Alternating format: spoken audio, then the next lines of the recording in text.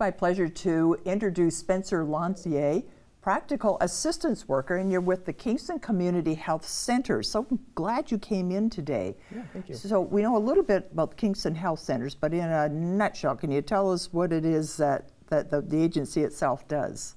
So the agency provides like a wraparound approach to healthcare. So I work in the clinic itself. So we have doctors, nurse practitioners, nurses in general, and they offer supports to rostered patients within the clinic. Okay. But the community health center approach is that we do, like I said, a wraparound approach. So we offer services to all different populations in the community, and you don't necessarily have to be a rostered patient to get supports in the community.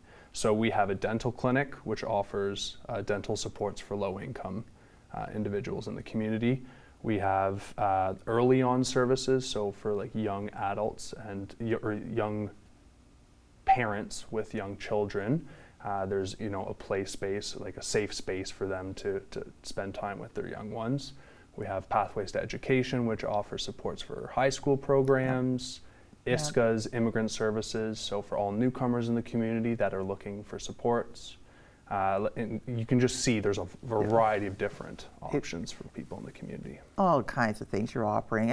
And you're fairly new to this, but you are a practical assistance coordinator. Yeah.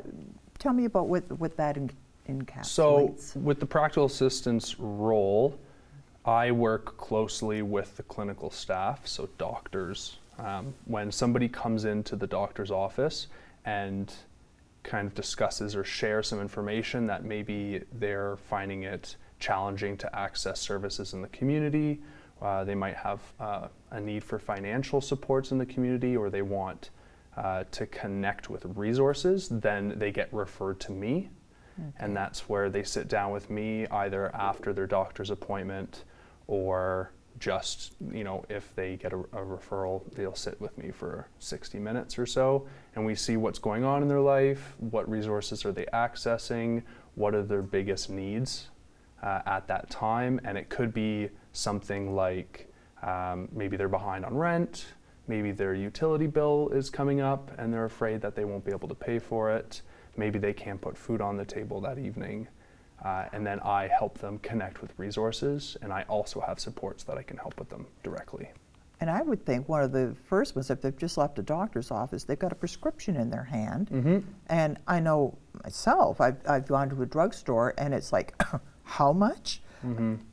Right, and if you just don't have the money to fill that prescription, you're not going to fill it. Yeah. So I could see that being an immediate thing. Yeah, that's one of a variety of ways that we can help financially. I have a limited amount of finances that I'm able to help with, but prescriptions is something that I have helped clients with in the past. I can only imagine, especially if they have an infection of some sort, and those antibiotics can be expensive. Depends on their coverage too, right? If you're on OW or ODSP, then you do have some supports through that. If you are employed, then your employer might have something.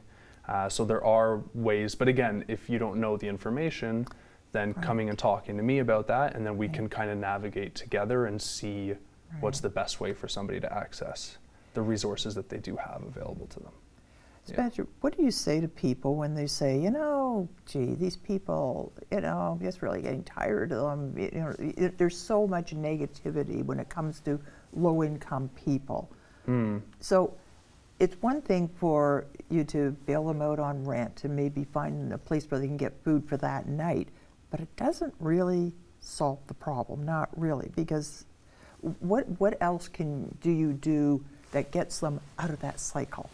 Right. So, we discuss that, or how we kind of talk about it is like that's putting out fires, right? So you have immediate needs, and so by doing this and getting through the day to day, you're not thinking about what's going to happen in the future, or you're not changing that cycle so that it's going to improve down the road.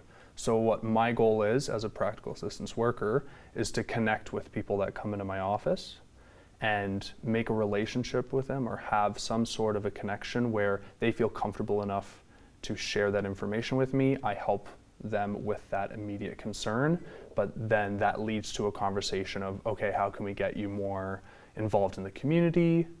Are you looking to get back into employment or work? What does that look like for you at the moment? Do you have a close connection with your neighbors in your neighborhood?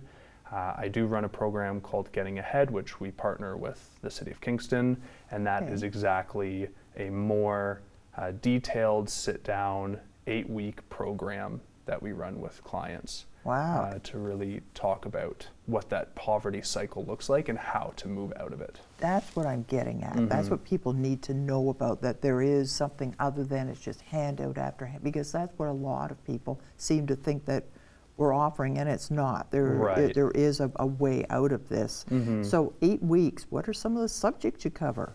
Well, financial stability and financial literacy is definitely a big topic. There's things like budgeting, there's things like ways to save money when you're in the community, but then it's also just the conversation that we have as a group of different resources that are available that, and as we were talking about before, I may not know of a resource, but somebody else in the group does.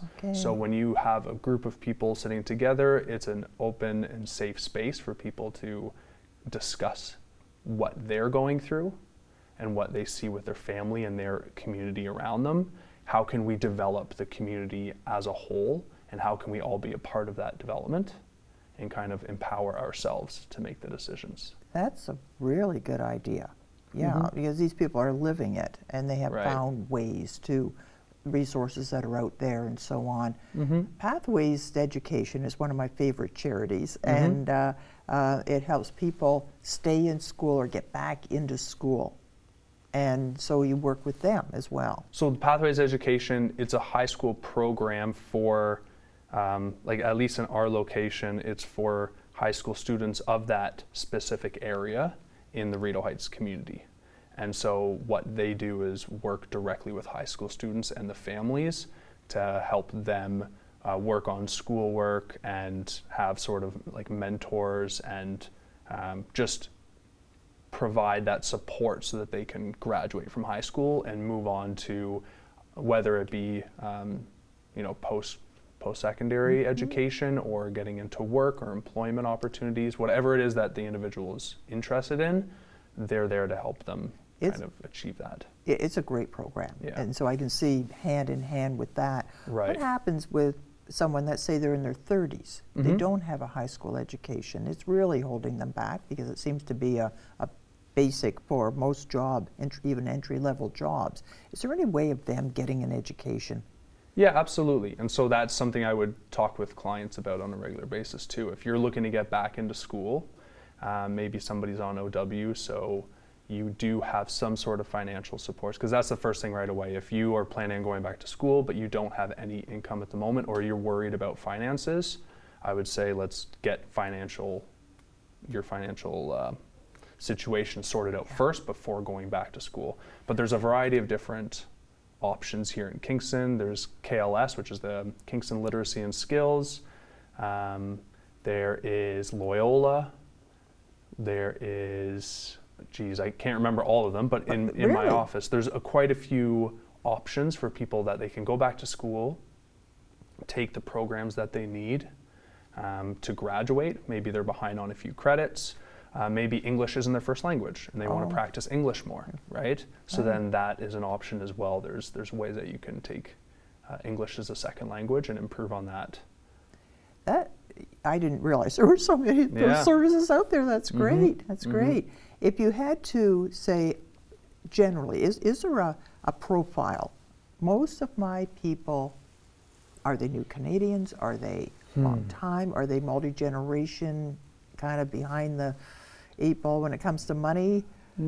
I see. The strange thing is, I work at the one location, the Rideau Heights Center, but there is a practical assistance worker at ISCA, so Immigrant Services in Kingston. There is a practical assistance worker at Street Health Center, which is downtown on Barrack Street.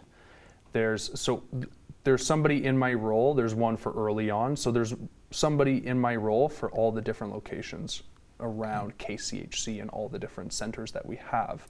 So it depends on the clientele that go to that location. So to see me, I see a lot of seniors. I get a lot of Okay. referrals for seniors in the community. Maybe they're on the old age security and CPP. It's So not they're on a much. fixed income, right? Very fixed. And yeah. if rent is going up and they're worried about the rent Right. increase, what other seniors resources are there in the community that might Right. benefit them? There's ways that we can apply for electricity support so it can lower their utility bill. Maybe there's a way that I can advocate with them or on their behalf to talk to a landlord or see about changing just any sort of outstanding bills that they have, right? Wow. I had no idea your job existed Yeah. until today. And I am so glad you came in to tell me about it, because it just gives me hope that there is a way out for a lot of people. And I just thank you so much for coming in. Yeah, thanks for having me. All right. Yeah.